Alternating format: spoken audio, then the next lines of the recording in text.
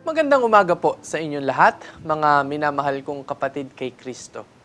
Samahan po ninyo ko muli sa ating pagninilay ngayong Biyernes Santo sa ikalimang misteryo ng lungkot, ang pagpapako kay Jesus sa krus. We read in Mark chapter 15 verses 25 to 23. It says, "It was 9 in the morning when they crucified him. The written notice of the charge against him read, 'The King of the Jews.' They crucified two rebels with him, one on his right and one on his left. Those who passed by hurled insult at him, shaking their heads and saying, 'So, you who are going to destroy the temple and build it in 3 days, come down from the cross and save yourselves.' In the same way, the chief priests and the teachers of the law mocked him among themselves. 'He saved others,' they said, 'but he can save himself. Let this Messiah, this King of Israel, come down now from the cross, that we may see and believe.' Those crucified with him also heaped insult on him." Muli po, magandang umaga sa inyong lahat. Mayroon po tayong kasibihan, kung wala kang tiyaga, wala kang nilaga. In other words, if you will not try your best for anything, you will never harvest in future for anything. The implantation of Jesus is true love for mankind. In this aspect, in a very vocal way, sin in crucifixion, that he accepted that suffering because he knows that is not the end of all his testimony in behalf of the Father. Hindi yung talagang pagpapakita na sugo siya ng Ama. And he followed and he obeyed his Father as his one sent by his Father, even in suffering and dying upon a cross. So to die upon a cross at that time was already a shame at all, disregarding the pain that anyone who is crucified, no? And he experienced during that time. So ang pagpapako sa krus sa isang taong pinarurusahan ng kamatayan ay isa ng napakalaking dagok sa pamilya ng taong pinarurusahan. So people will easily judge them, and yet he accepted that because that is not the end of his journey. The victory of his journey is his resurrection, which is incidentally we are going to celebrate this coming Sunday. But there could no resurrection if there is no crucifixion. When I was in my hometown in Guagua, I have a friend who has a different religion, and he invited me in their house. And there is a small chapel there inside the house. So I noticed there was a cross, and I asked them one day, "Why is that your cross does not have a corpus or a figure of Christ?" You know, he answered me like this, "We do not like a dead Christ." So I am thinking, oh, it is true. But you cannot have also living Christ without a dead Christ. Gusto po natin buhay na Kristo, pero hindi po tayo makakarating sa buhay na Kristo kung hindi po natin dadaanan ang pagkamatay ni Kristo. Hindi po tayo matatawag na Kristiyano hanggat hindi po natin pinaniniwalaan na si Kristo'y namatay at muling nabuhay, unless we accept the crucifixion of Christ in one way or another through our daily circumstances and trials that we experience. But when we have faith, although that is painful, there is always at the back of our mind the joy of harvesting the fruit of who had willingly accept for the sake of the kingdom, for the sake of our love for Jesus, which He had shown His love for all of us because our sins. So, ang pagninilay po natin ay hindi lang matatapos sa pagpapako sa krus at ang kanyang kamatayan. Ano pong sabi ni Saint Paul? If Christ did not raise from the dead, woe to all of us.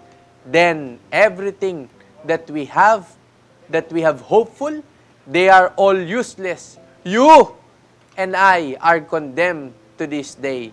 But since Christ truly after His death rose from the dead, then there was a meaning of His crucifixion because He rose from the dead. He conquered death by His own death through His resurrection. I recall a story when I was studying at the College of Our Lady of Mount Carmel. I saw a father witnessing his daughter being operated.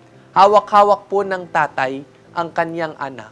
No? At parang may tinitignan ang doktor sa kanyang ilong. At nakita ko pong dumudugo, no? Yung ilong ng bata. And the child was crying and crying. No? If you will imagine the pain of the father or this daughter was more felt by the father. I saw his father started to turn pale. He started weakening. He started to cry. But he could not express it. But his figure is completely pale, as if somebody was dying. Because he experienced the pain of his daughter. Now, this is what happened to Jesus. All the pains that we suffered now and in future, Jesus suffered upon the cross. We may say, He is like that father of that little girl being operated. He felt so much the pain, more than the physical pain of the daughter. And I think it is also the feeling of God the Father when He saw His Son completely suffering, innocent and the innocent figure of Jesus, and the condemnation of many innocent people. That's why the Catholic Church here in the Philippines fought against death penalty. No? Because it was proven after several years that many of those condemned and was already killed were proven to be innocent. How can you raise them back to life? No? Aside from that, no, technically speaking, if you will kill somebody, he will not suffer anymore. But if you put him in jail, there is a suffering in part of the person who is being humiliated, incarcerated. But at the same time, his suffering will have a positive effect. He will raise his moral and ethical downfall. At doon, masasabi niyang, pinagsisisihan ko ang kasalanan na nagawa ko. I realize my mistake. I am very sorry. If only I will be given a chance, I will change my life and I will do something good. And this is exactly the government could give that person another chance to live. And that is a resurrection for that person.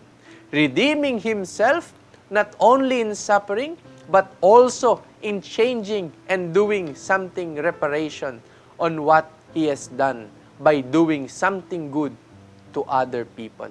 That's why those who have been drug addict in many ways, no, after being rehabilitated, they become the most powerful speakers against drug addiction. When he become now a testimony, a witness against drug addict, he was very powerful in speaking because they speak out of their experience. When you have pain and started talking about it with tremendous description and facial expression of the pain that you accepted.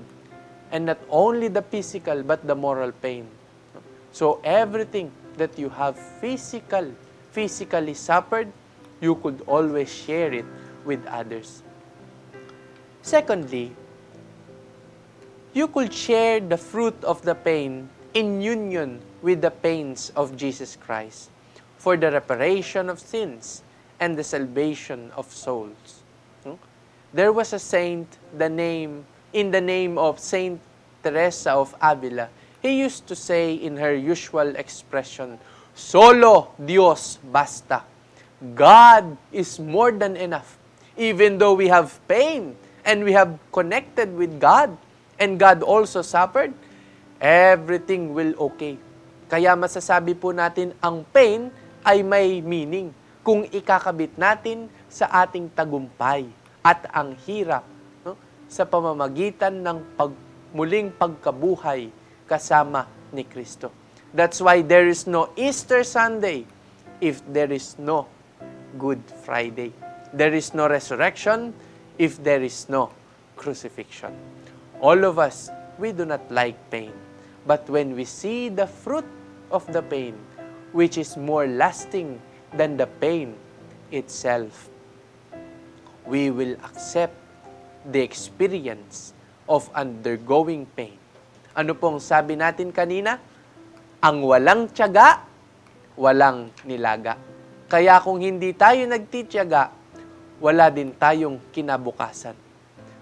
Magpasalamat po tayo sa Diyos sapagkat ibinigay niya ang kanyang bugtong na anak para sa ating lahat.